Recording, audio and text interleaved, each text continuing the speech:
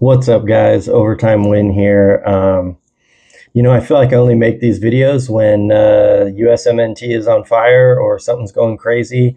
But yeah, Mauricio Pochettino actively looking for other jobs.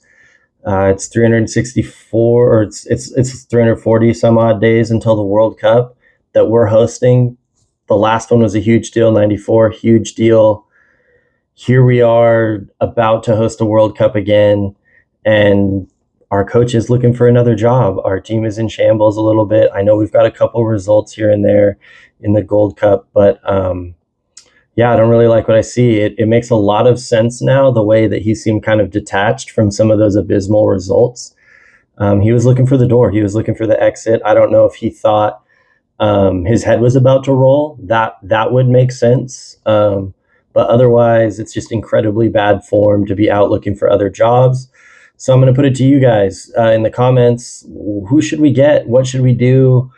If you're on the board of U.S. Soccer and you are presented with this information that, your coach is probably going to keep looking for another job. If he's looking now, the cheating spouse is going to continue to cheat. Like, this is, and in normal situations, this wouldn't be as big of a deal, but you're kind of committed. You were hired for a tournament. So to look for another job in the run up to that tournament is incredibly bad form.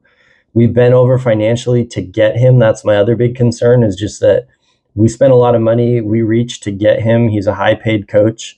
And I think kind of what my deep suspicion about, obviously I'm a Liverpool supporter. When we used to play that, it's very predictable what you're going to see from Pochettino. It always was. It's why they never win anything. And that's why his teams don't win anything. He's kind of a poor man's Pochettino, or a poor man's Guardiola. He comes in and tightens the screws incredibly hard, commits to conditioning and just, a lot of rah-rah intensity. But he doesn't really have the pragmatic approach required for the national team.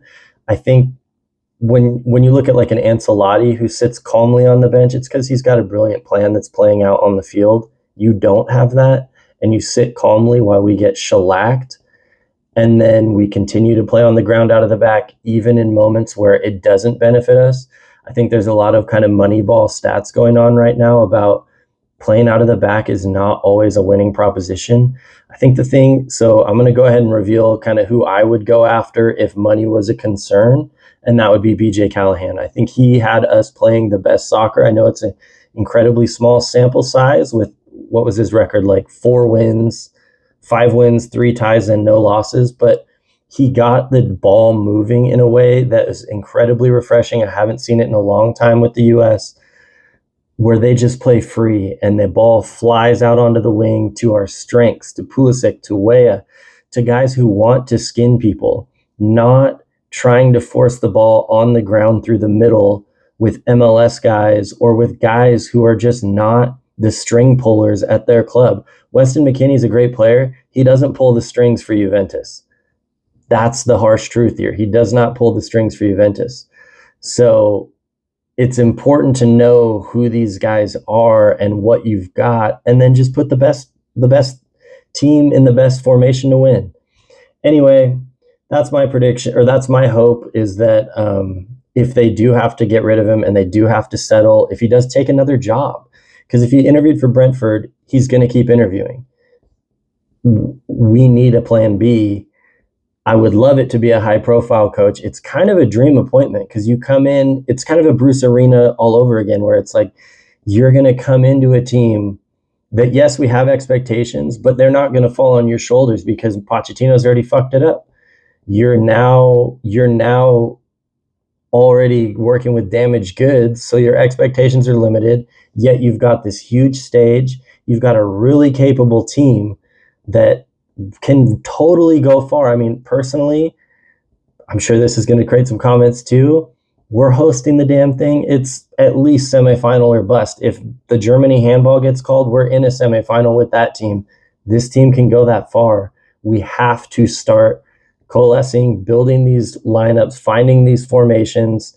And I would love to see a more pragmatic coach, a coach who lets them play short when it's on and then hit them with the long ball when it's on.